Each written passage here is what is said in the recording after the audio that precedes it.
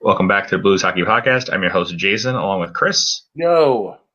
So we're trying a little different format today since me and Chris are in separate places for once. So just want to make sure we get some stuff out there and go over the first couple of games of the Blues season. Positive, right, Chris? I mean, do we have to do this? Yeah, it's positive. That's right. We talked about this last night. Like, hey, we're gonna be super positive about this and upbeat. Yeah, it's a little hard to find some stuff in the first couple of games to be positive on. We're really bad. Like, we're super bad. I'm not about it though. Yeah, hasn't been great. 5 goals against average the last 2 games, but it's okay. We still got a point out of 4 so far, so I guess that's good. I mean, hey, we didn't get shut out. Yeah, that's the other thing too I begged about. So let's go. The first game of the season. Everybody's very excited. A couple of lineup changes. Looks like Edmondson had a mild groin strain, is not able to go the first game. So Chris Butler steps in, and so your third pairing is Jordan Schmaltz and Chris Butler, because Robert Bortuzzo is also serving his 1-game suspension, or the final part of his suspension. Outside of that, lines are looking like we thought they would. Kyrou gets pushed up on the second line, which is a kind of line I like. Shen, Schwartz, and Kyrou. Your fourth line is way different than it normally is. Going with youth and I say speed, I guess, more than your traditional grinder fourth line with Thomas, Barbashev, and Blais. So that's interesting.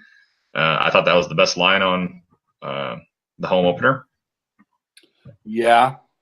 We can say that much. There wasn't much positive. Let's go into the first game, and let's just talk about me and you. Lucky enough to have been in attendance to this game. Yeah. So we went to atmosphere was great outside. I'll say that much. Got to meet up with the guys from Game Time for a quick tailgate, and Mr. Blues Hat and Brad and all those guys, and Jeff Jones. So it was nice to catch up with those guys. I met up with you a little briefly before we got inside. I had no problem with the mobile ticketing thing. I know I heard it was a quote unquote cluster F. According to some people, and apparently security guards, because there's people outside kind of trying to direct traffic and stuff, but it seemed like the initial rush was a cluster F, but I waited a good, I would say 20 minutes, 25 minutes outside because I was hanging out, and then by the time I got in there, I cruised right in. I had no issues. I had mine saved, so that seemed for me wasn't an issue, but I heard people had issues. So I had no problem with mine. I know that people who I was with were having problems with sending their tickets to other people in their family. And that was a problem. The main problem that I ran into was where I was sitting for the game. We had seats that were supposed to be preloaded with money that you could use for food. And none of the service staff that would come to your seats and take your order, none of their scanners worked. Not good. Like none of them, because you're only supposed to have like $25 of food per ticket. And she tried everyone in my row. None of us were able to scan. She brought the manager. None of us were able to scan. So what they told her was, we'll just try to keep a tally of it in your head. Yeah, for that whole section. So The good news is we got a lot more than we should have. The bad news was it was taking extraordinarily longer than normal to get stuff delivered to you. So a lot of people in the club seats were just going down to the concession stands and getting the stuff on their own. And when you go to the stands, they were able to scan your tickets and everything was fine. But for whatever reason, the mobile scanners were kaput for game 1. I don't know about Saturday.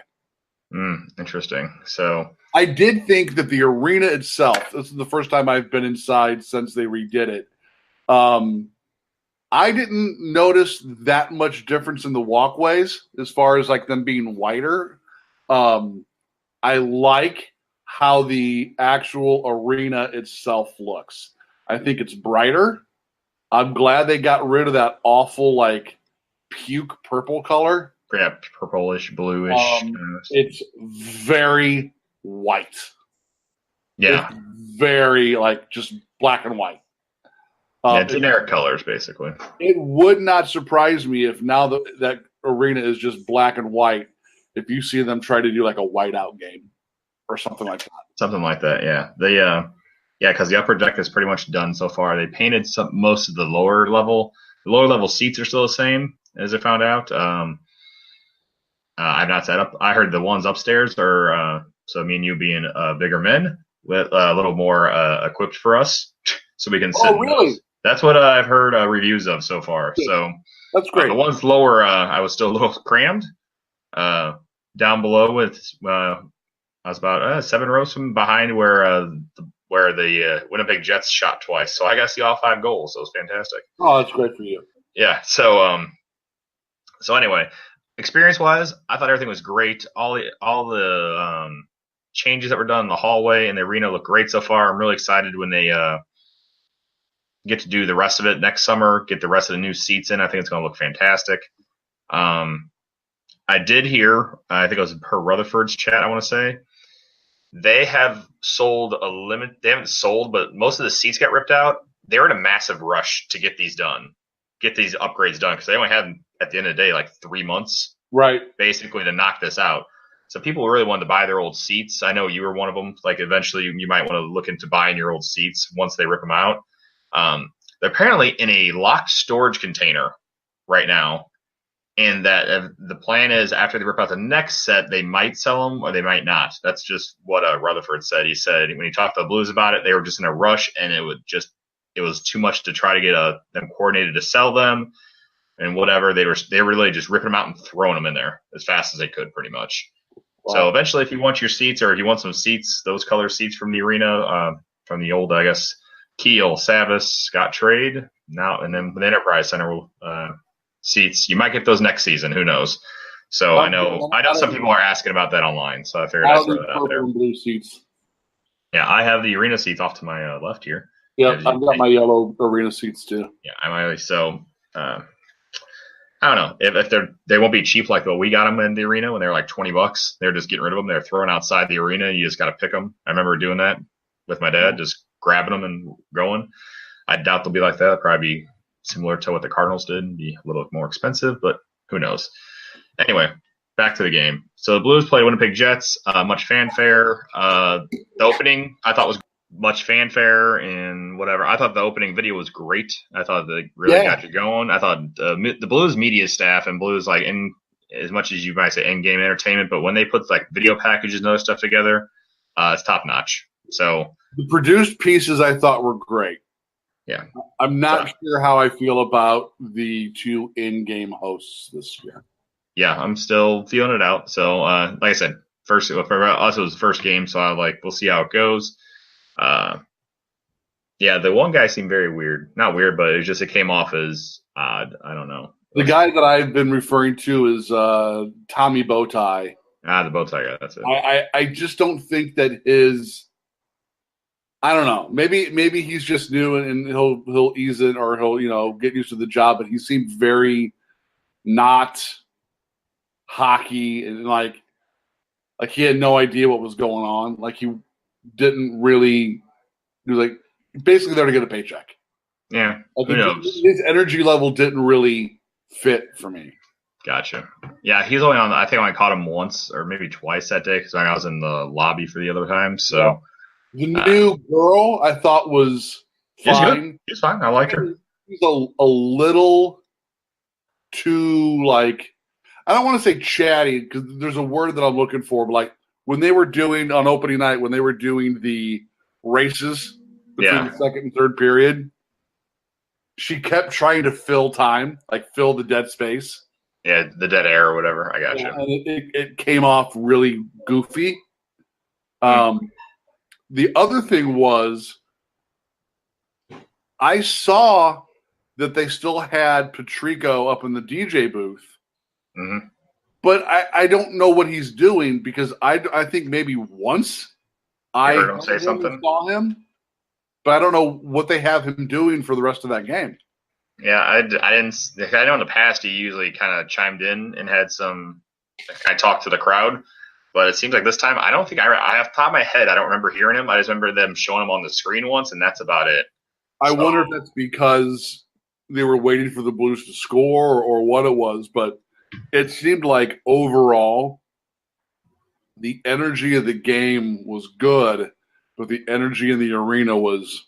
Yeah, it was okay. So I can agree with that. So we'll get into the actual game now. So Blues started off. I say it's back and forth to start. Maybe I'm wrong there. No, I think we were pretty even to start. We matched. There was an interesting penalty call here. The start.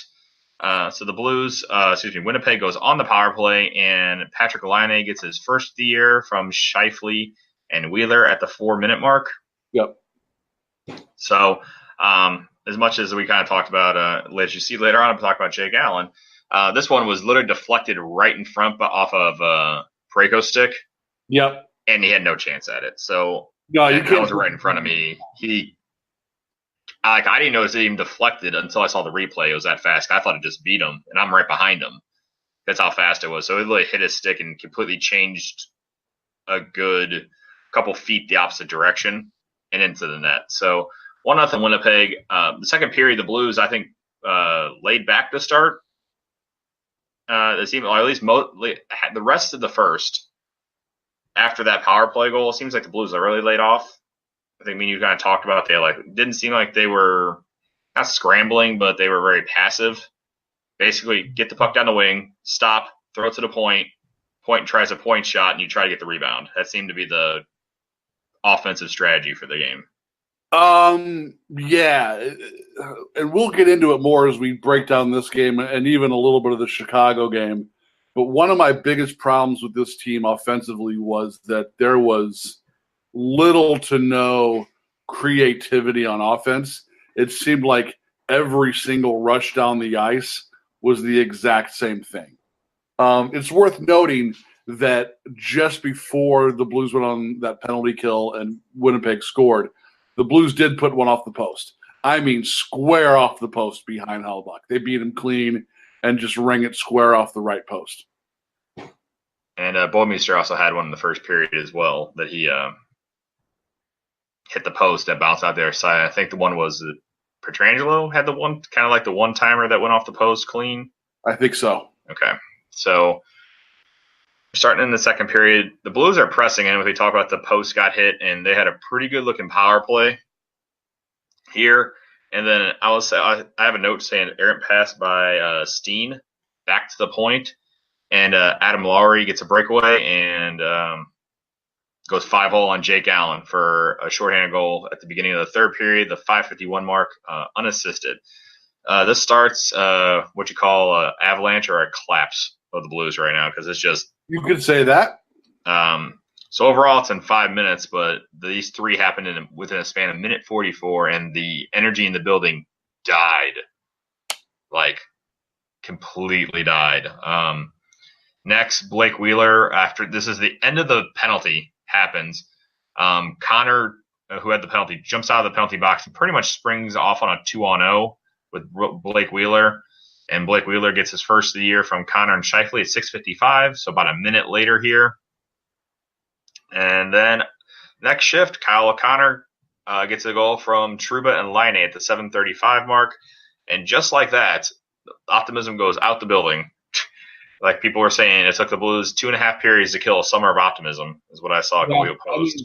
Really, it did. Because despite the fact that the Blues were losing 1-0 on a goal that, look, it sucks, but you can't fault Allen for it. They were hanging in with Winnipeg. And let's just be real. You're talking about a Winnipeg Jets team that was a monster all of last year. And it has Stanley Cup effort. Yeah. I mean, that's a team that many people are saying it's basically them and Nashville out of the West, or at least out of the Central. Yeah, and they look great. And I'll say Winnipeg look very fast. Defense look mobile. They look great. Everything that you want the Blues to be, that's what they saw Winnipeg, kind of being mobile defense and everything. So, quickly 4-0. And this is when the fans turned on Jake Allen. Yes, they did. Lots of booing. A quick timeout by Mike Yeo to kind of rally the troops. It did not. I thought he was going to go to Johnson right here. I truly did. I thought he did all right, let's just get Jake out of there and reset for the Chicago game. I didn't think they would. I didn't think that they were going to pull him in game one, and I didn't think they were going to pull him in the home opener. I figured they were going to ride Allen out. What bummed me out was they called this timeout, as you said, rally the troops. And what happens right after the timeout? Winnipeg scores. Yep. It was not great the rest of the way. I mean, the Blues did wind up getting a goal here, but the Bronx cheers started right here. It was a puck really rolled in on net, and Allen saved it. And it wasn't like a couple of smattering of fans. I mean, a good chunk left, at least down by me. I had almost my whole row clear out by the fourth goal. After the fourth goal, I noticed people getting up to leave. After they stopped play to review and awarded Winnipeg the fifth goal, it was mass exodus. Which is Brandon Tanev, so from Jack Roslovic and Vesalainen, 11:05 mark. So this one kind of happened, and I guess I would say this is probably the one I thought was the weakest of all of them, where he made the save, but it kind of had a weird bounce off Jake Allen, and kind of rolled behind him. Robert Thomas nearly got this puck. Missed it by an inch. I mean, he was back checking hard as he could, and everybody thought he saved it because it went on for another good 20 seconds. Yeah, I mean, the Blues actually went down the other end and almost had a scoring opportunity, and then the horn went, and they called back above, and I mean, it didn't go in by much, but it was a good probably 3 inches. It just got past the line, so he was just missed it. So 5-0. Basically, we're just gonna ride it out, and then have another power play, and nothing really happens. But at the end of the power play, Vince Dunn gets his first of the year, so the shutout is broken at least from O'Reilly and Bozak. 14-10 mark.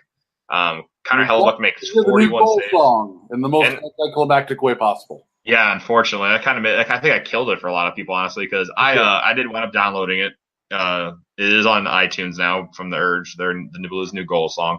It's good. I like it. So the one critique I have heard about it, and it's somewhat justified, it does have a little Chelsea Dagger vibe to it. It does, yeah. I always want to play them side by side, just listen, but I like it. I do like it, and I think that it makes it like unique to me. That makes it like a same. I think it's a very catchy song. KMOX said something after the home opener that I agree with. That I think as the Blues fans hear this more, and as we are, hopefully start to win more games on a regular basis. I like it. Part in that song where they chant "Let's go Blues," and I think you'll hear the crowd start to yell that along with the song. Yeah, I think as we go, it'll be good. So, unfortunately, like you said, very anticlimactic and kind of killed the hearing it for the first time. Because I think they did play it during the little opener deal during the introductions. So I thought it was good. So that's the final 5-1. Let's not take away that Connor Hellebuyck was really good. Connor Hellebuyck was great.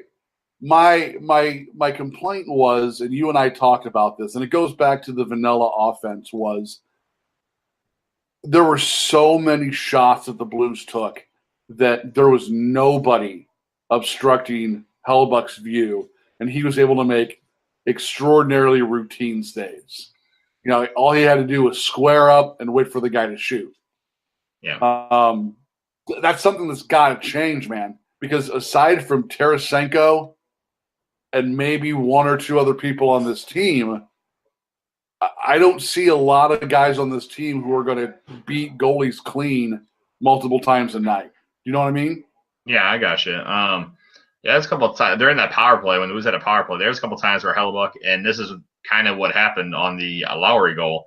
The post happened. It came back around. He's scrambling and literally dove back into the net.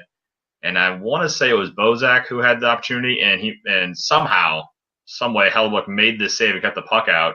And that's when the puck cycled back to Steen, and Steen tried to throw back to the point just real quick, but he threw it way too far beyond Pietrangelo, diving Pietrangelo, and Adam Lowry was off to the races and scored the goal, and literally goes from the Blues having a great opportunity to tie the game to being down 2-0, which started the basically collapse of everything. So. Yeah. Blues fans said, hey, let's brush this off. A lot of anti-Jake Allen stuff out there. I chalked it up to I would say the breakaway goal and the last goal I wasn't a fan of. The rest were deflections that you really couldn't had a hard time stopping. There was a So couple of those that you can't put on Jake. Some of them you can, but a couple you can't. yeah, I'll say the 2-on-0 and the 2 deflections. I say there's nothing you could do about that. Your defense was porous there. The defense was bad this game. Yeah. Jake Bowmeister, all that preseason Jay Bowmeister stuff we were talking about, that went out the window really quick. Yeah, man. You and I both have really been Bowmeister supporters, but it was hard this game. He looked out of place and a step slow a lot. Jordan Schmaltz looked like a deer in headlights. Petro was okay. Parayko was okay. Butler was okay. Yeah, the only thing my Butler critique was I said I thought he did an okay to bad game. There's a sequence where the Blues had a ton of pressure with the the newfound kid line. The puck kept getting cycled back to him, and he just took shots, and it kept missing the net. That's and you're just for 50 years is shoot wide and shoot high. Yeah, it seems that was happening quite a bit. So, all right, push that game to the side. Focus on the Chicago, and as our friend Rafi says, what did he say? I was like, you go fuck yourselves, Chicago. There we go. So, and the Blackhawks come to town after winning against Ottawa in their home opener. So, Ottawa, who is terrible. They beat them in overtime. Patrick Kane scores in overtime. So the Blues go into this game. Blues fans are ready to forgive and forget. Let's beat Chicago, move forward. And I agree. I think if the Blues win this game, everything is forgiven for the opening night. Yeah, because like we said, Winnipeg is, at the end of the day, the bar is set now. I think that's the other thing too. You see how Winnipeg plays and how hard you have to play every game. That's the bar now. You have to play to that bar or higher to compete in this division. I agree. And I think that's something that hopefully the Blues saw, and hopefully the coaching staff saw, that hey, we have to prepare this way, and this team has to be ready for this for now on. And hopefully they match that going forward. Like we said, this feels at 81 games left. It's game one. Every game is important, but at the same time, now you know. So hopefully you can steal some games later in the season now. So yeah. Chicago comes into town. Blues start off pretty well. So Colton Parayko starts shooting the puck again, which is great. Thank God. So that's one of the critiques that a lot of fans said. Just like they want Colton Parayko to start shooting more from the point, because when you have that type of shot, you should be taking it as much as often. And I thought he played his best game in a while. This game overall, I thought he was assertive, moved the puck. He was not like crazy physical, but you could tell he was pushing guys around more. He did a little bit of that against Winnipeg as well, at least down at my end, I noticed. Yeah. So the Blues start off pretty well. A power play goal.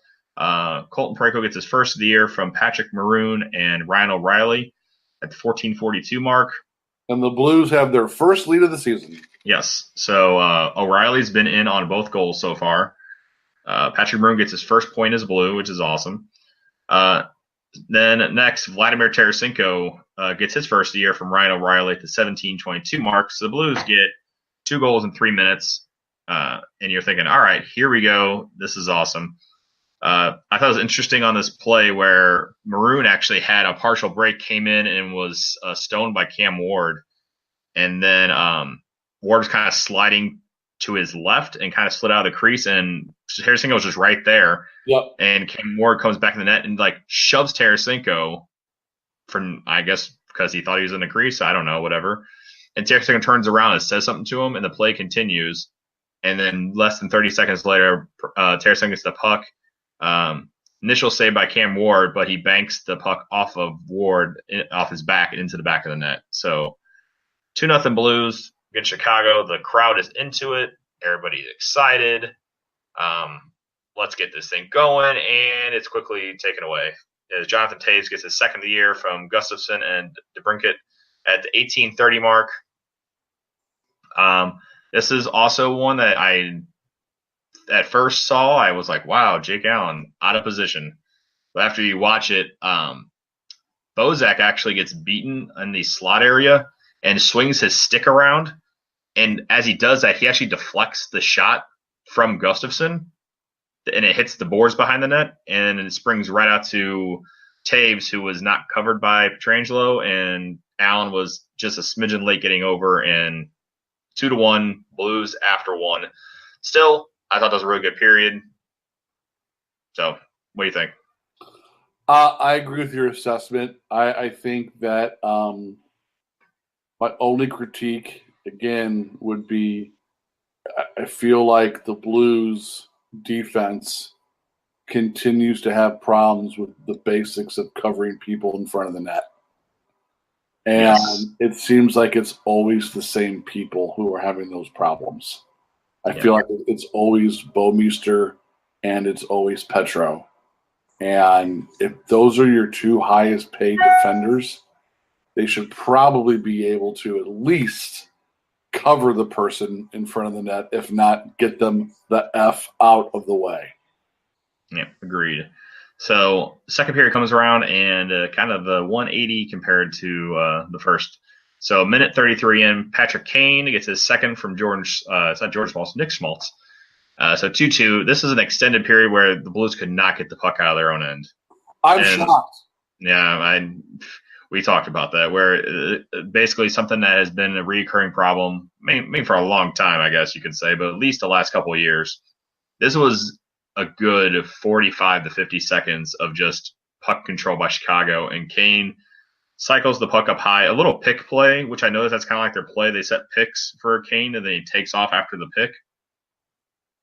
And takes a shot from the high slot, beats Jake Allen, who is screened in front, I'll say that much, by a Chicago player, and he's beaten blocker side. So 2-2. Period goes on. Chicago is pressing. Marcus Kruger gets his first of the year. He only had one off last year in Carolina from Kane and Schmaltz. This is basically a 2-on-1 after a broken play. The Blues are going up ice. I think Steen loses the puck, and it gets by David Perron as well, and it goes the other way. And Kane takes the initial shot, and it's saved, and it bounces right to Kruger, who is not covered by the defenseman, and has an easy goal. So 3-2 Chicago, and that's how the period ends. I think you can agree with me that this was not great period, that the Blues seemed passive and not really much happened at the other end either. Yeah, I agree. This second period reminded me of the game against Winnipeg in a lot of ways. The one thing that I'm sure we're going to talk about, because it's going to come back to bite us in the butt again this game, is broken play turnovers that lead to odd man rushes and goals the other way. It's a problem, and it's been a problem in both games so far. Yeah, so hopefully they can get this corrected. And seems like the defense is struggling to start the season. I know they have a new coach in Mike Van Ryn. I couldn't tell if it's a new style or whatever, but it seems like they're finding their way so far, and it hasn't been great. So third period comes around, and here we go. So Blues have a power play, and at 3:58 mark, Vladimir Tarasenko with his second to tie the game for Maroon and O'Reilly. So O'Reilly's been in on all 4 goals in the season so far. All you could ask for. Yep, so he's been great. This one was kind of similar to the 5th goal of Winnipeg's, where it had to be reviewed and the play continued. Cam Ward made, I'll say this, it was an amazing save. Basically, he was beaten through his stick back and made a stick save, but his stick was in the goal, not by much. I mean, I guess we're grateful that his stick was that far back, because it was pretty great save. I'll say that much. As Cam Ward has definitely shown his age, this is a pretty good save. But yeah, I mean, save, not save, I guess you could say, but very good effort. Let's put it that way. So Tarasenko gets his second of the game, second of the season, power play goal. Power play at this point is 2 for 4 this game, so looking not bad. But less than 30 seconds later, of all people who I was giving crap to on Twitter, Chris Butler gets his first of the year from Barbashev and Schwartz, the 420 mark. Shot from the point, just goes upper 90 on Cam Ward. Good screen in front. It's his first goal since 2015.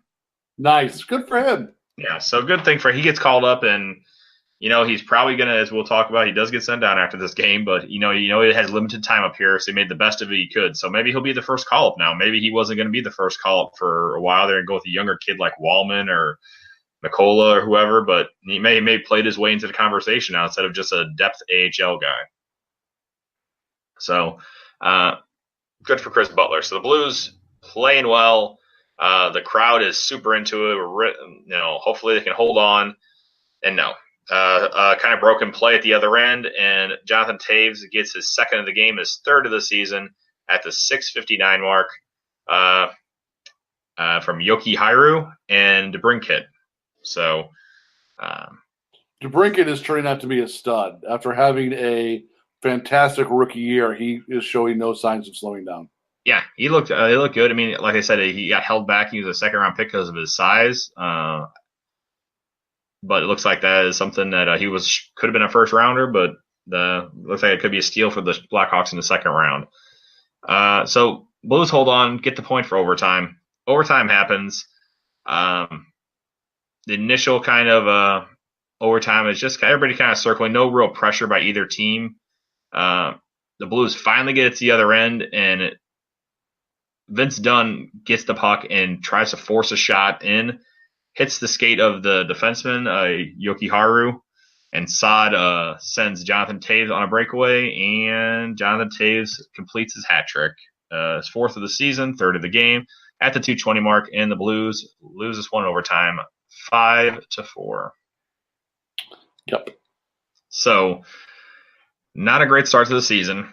I was hoping the Blues would get, I was hoping the Blues get 2 to 3 points out of these games, and they get 1. So, I was hoping for 2 to 3 as well. I figured, and you and I talked about it going into the game on Thursday, that I was hoping that the momentum and excitement of the home opener would push the Blues to a higher level.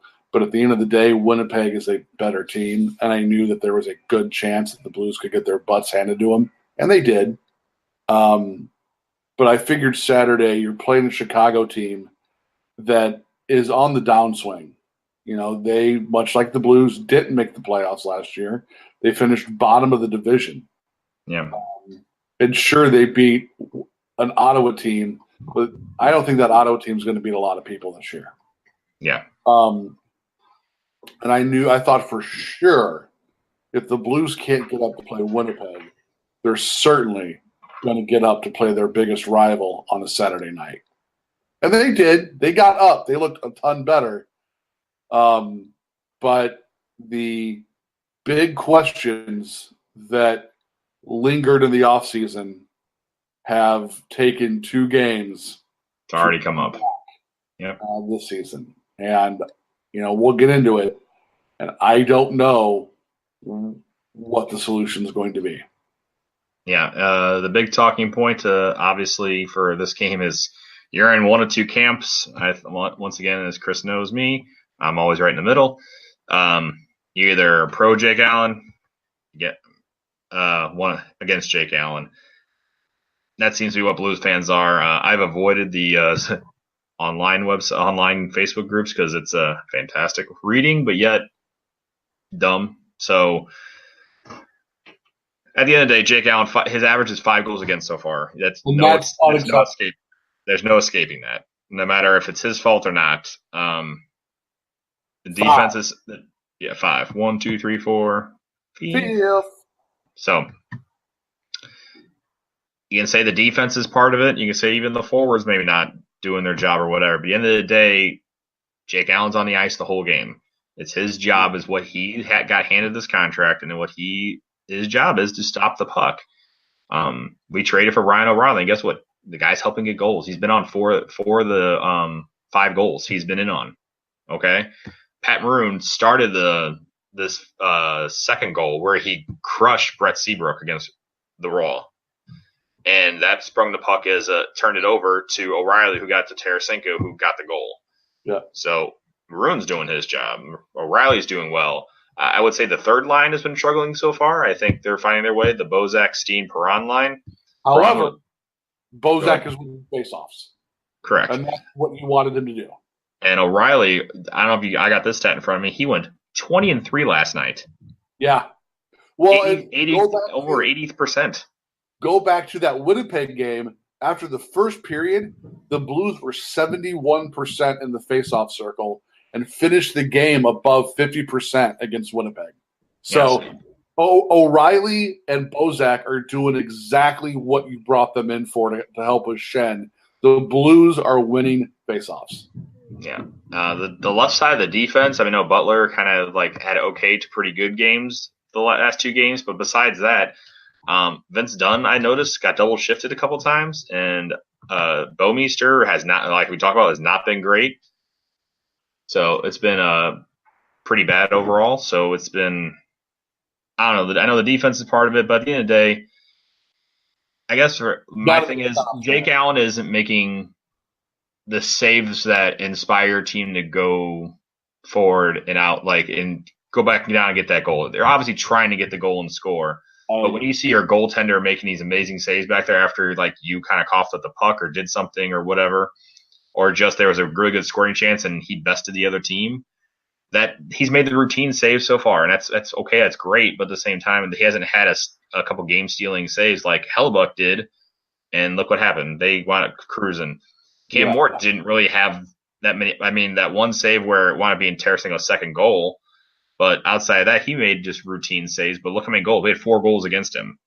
Yeah. So. The thing is, I defended Jake Allen last season by saying, I will admit that the guy lets in a soft goal on a somewhat regular basis, but it's hard to lay last season at the feet of Jake Allen when Jake Allen lost a lot of games that were 1-0 or 2-1. You're essentially asking your goalie to pitch a shutout every night. Now, game 1 was the same old, same old. It didn't matter how great Jake Allen would have been against Winnipeg. We only scored 1 goal, and we didn't score that goal until after it was 5-0. But this game against Chicago, you have to make a save to win the game, or at least keep the game going. And when the Blues turned that puck over in overtime, and as soon as Taves hit the red line and he was in front of everybody, I knew it was over. And that's something that's got to change. It's not like this was Patrick Kane. It's not like this was John Tavares or Alex Ovechkin or someone like that. Jonathan Toews is a fantastic player. He scores his fair share of goals, but Jonathan Toews is a playmaker. He's not the goal scorer. And he struggled greatly last year. Yeah, he didn't even really put a move on Allen. He just beat him clean top shelf. Allen has to make that save. Has to.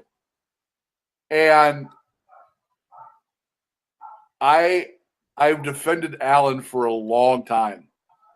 But 5 goals against, dude, that doesn't get you a job in the AHL. ECHL even. You know what I'm saying? Like, the 0-2 doesn't bother me so much. Well, the 0-1-1 doesn't bother me as much right now as the 5.0 GAA does. That is scary. Now, the problem is, and there was people talking about it on one of the online groups today, and I commented on it. You know, why didn't we make a move in the offseason? And you and I have discussed this. No one there. Who's out there? Yeah. Like, there was nobody from a goaltending standpoint available last offseason that is definitively an upgrade over Jake Allen. I was playing devil's advocate with you. I agree, but we're doing devil's advocate here. So what happens if they say, well, why didn't you just give Carter Hutton what he wanted? I don't think Carter Hutton's a proven commodity. Yeah, because we saw the first game, they got shut out 4-0. I think they won They won last night. But side note, Winnipeg got smoked by Dallas. Yeah. So I mean, any team can beat any team at any given night. The parity of NHL is as great as there's no extremely dominant team like in the 90s. When you played Detroit, you had a good idea that you're probably going to get beaten. Like when the Blues played Detroit, like hopefully we can steal one from Detroit. Yeah. Colorado, you had those powerhouses that were going to be tough. And yeah, the Nashville, Winnipegs are there, but I don't feel that way like I did against the Detroit teams against those two. They're going to be tough games, but I think we have a chance to beat them with the team we have. So, like you said, there wasn't an upgrade in the offseason.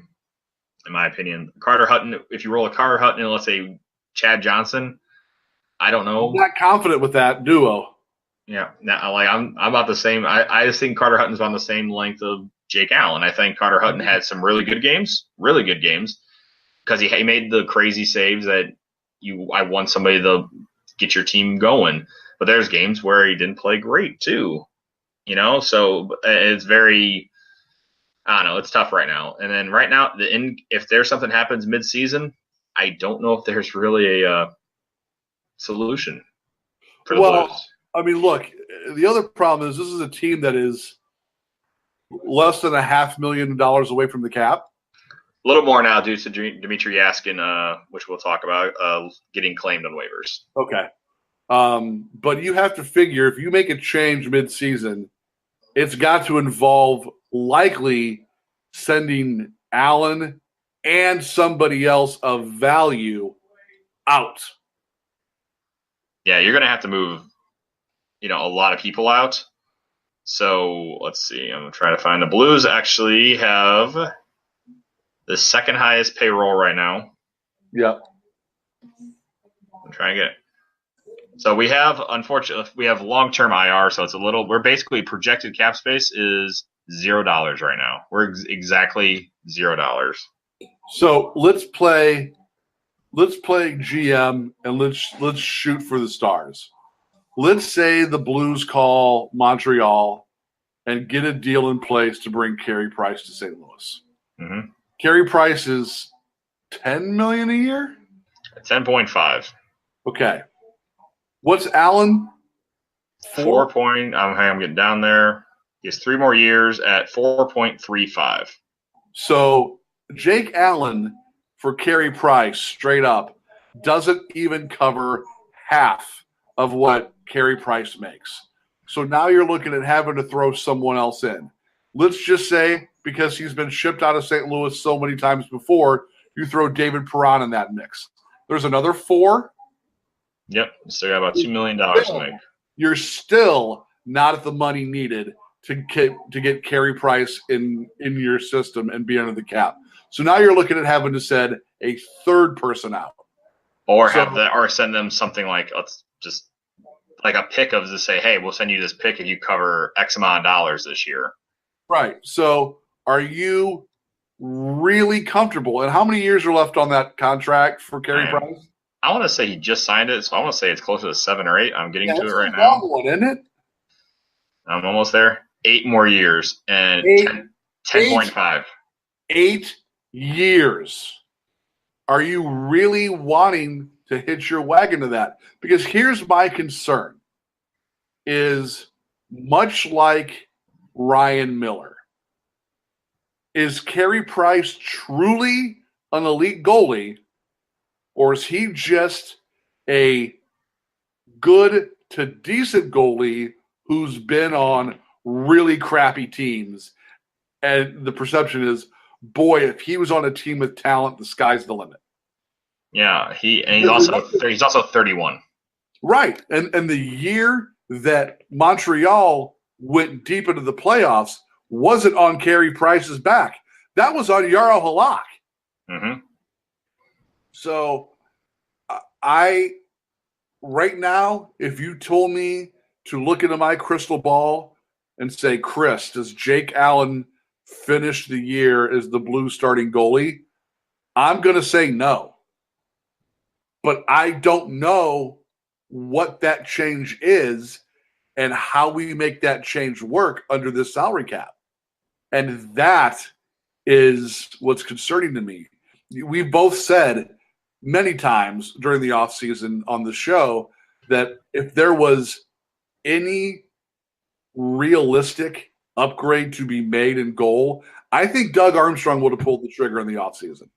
I really do. I think you saw the way his body language was the end of last year, especially when they got him on camera after the Blues lost that game against Chicago. I think that his faith in Allen being the guy is shattered. I don't think he believes in Allen the way he used to. I think he's hopeful that Allen turns it around, but I think that if you pinned him down away from microphones and got him to honestly answer the question, Doug Armstrong, is Jake Allen the guy for the Blues? I don't think he's going to tell you yes right now. The problem is I don't know what that next step is. And I'll throw this out there just because this doesn't make things any better. The Rampage shut out their opponent behind Ville Husso last night 4-0. So that's not going to make things much easier right now because everybody's going to be calling, like, call Ville Husso up, let him do that. It's 2 games in. I take everything I know Kenny Chuck does everything in quarters he used to do, like how we do this quarter, this quarter, this quarter. Yeah. I do everything in 10 games because I think 10 games is a pretty good snapshot of how your team's doing. You're looking at 10 games and you see Jake Allen struggling this bad. You make the change to have Chad Johnson be the primary guy and see how he rolls. I agree. Remember, I think it was it Elliott and Halak when they couldn't stop a beach ball the year after the lockout? Yep. Or the lockout shortened season at least. They called Jake Allen up, and Jake Allen to come in and be kind of like what Ville Husso would be, coming in and actually had to save the day for quite a few games for them to reset. And then that's when Elliott came back and had a pretty good thing, and that was the end of Jarl Halak's career in St. Louis. So, and then Ryan Miller, obviously, a year after that. So it's an interesting conundrum the Blues have, and I think it's very early, so you really can't make a decision right now. I do think that it's going to be a quick hook on Allen this season. Do you? I don't think you see them go 20 games and wait and see. Not as deep as this division is, not as deep as this conference is, and not coming off of a year where the Blues missed the playoffs. Yeah. And I just made a quick list of players that could possibly be available this year just because. I know Craig Anderson from Ottawa wanted out, and Ottawa's not great, and they probably would look at who knows if they would take on Jake Allen's contract just to get rid of Anderson, who's making 6.5 the next 2 years, this year and next. Another guy is Sergei Bobrovsky. Looks like he might not sign in Columbus, so depending on how they're doing, he might get traded out. He's making almost $7 million, though, and you'd have to give up something pretty substantial. I don't know if they would take that kind of contract back on top of that. Right. After that, guys that are extreme long shots, I think Lundqvist said he wants to stick around for the rebuild.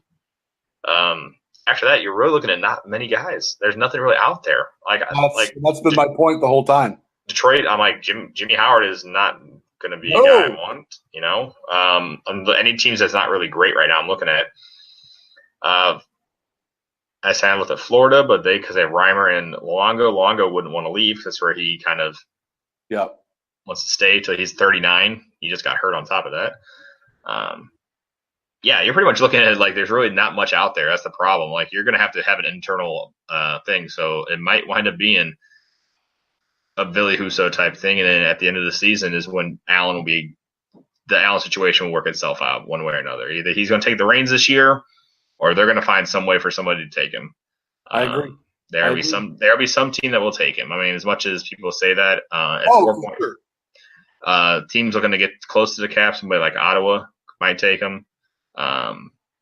Teams that are looking for a reclamation project, because look at Robin Lanier got a contract after having a really bad season in Buffalo, a 1-year contract with the Islanders.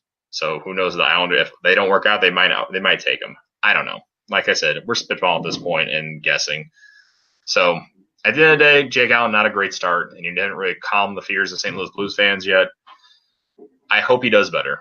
Like I said, at the end of the day, I'd rather have the guy do great and cheer the guy and not down the guy and lift the guy up. That's all I care about. I really want the team to win. I want the team to do really well. It's going to be on him. So Yep. unfortunately, Dude, like, I've seen Jake Allen do remarkable things in goal. I remember watching him as a junior player on Team Canada and going, this is the dude. This is the dude who's going to bring a cup to St. Louis. Yep. And I still think he can be that guy. But, man, he has got to figure it out. He has got to figure out what it is that makes him go through these lapses where he can't stop a beach ball. Because we've all seen the Jake Allen that can shut the door on any team. Let's not forget that playoff series against Minnesota a couple years ago where he was facing 50, 60 shots a night and pushing them all away. Jake Allen won that playoff series. Yeah. So I think it's very possible to do. So let's move on, finish this up. So if you want to get hold of us on Twitter, it's at Blues Hockey NHL. I'm at Hossapalooza. And we also have Facebook is Blues Hockey Podcast, Instagram Blues Hockey Podcast, and our website blueshockeypodcast.com. Yeah, and .net. So both of us. So either way, you'll get to the site. So .net would be the direct, and then you get redirected to .com. So also to listen to us, we have iTunes, Google Play. Go to iTunes and give us a 5-star review. Yes, do any of these places give us a review. It is iTunes, Google Play, Spotify, and Stitcher. And also, I've been putting shows on YouTube as well. So go ahead and subscribe, leave comments, and whatever you need to do. And that will help us out tremendously. So I've already had a couple people reach out to us about our shirts. That is at glassbangers.com. Check that out. This would be a great shirt, not only for going to Blues games, but also for WWE night on November 3rd. Saturday night, November 3rd. The Blues have a shirt that's cool. Ours is way better. And legitimately, either one of our two shirts are way better. Yeah. So I 100% agree with that. And if you want to also, if you take a picture with our shirts and put it on any of these socials and tag us, I have some stuff that I'm going to send the people if you do that. So go ahead and Twitter, Instagram, Facebook, wherever you want to, tag it, and then I'll send you something to mail. It'll be something nice. It won't be like a 8x10 of us. No, you don't need that. Something you want.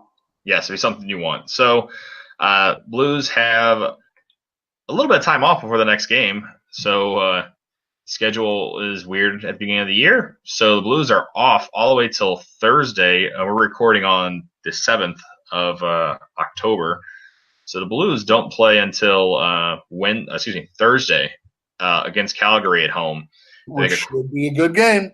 Yep, and then make a quick trip up to Chicago for a rematch. We play Chicago 3 times this month, which is insane. It's the same thing as last year. Yeah, we played a bunch at the beginning and then once at the end of the year.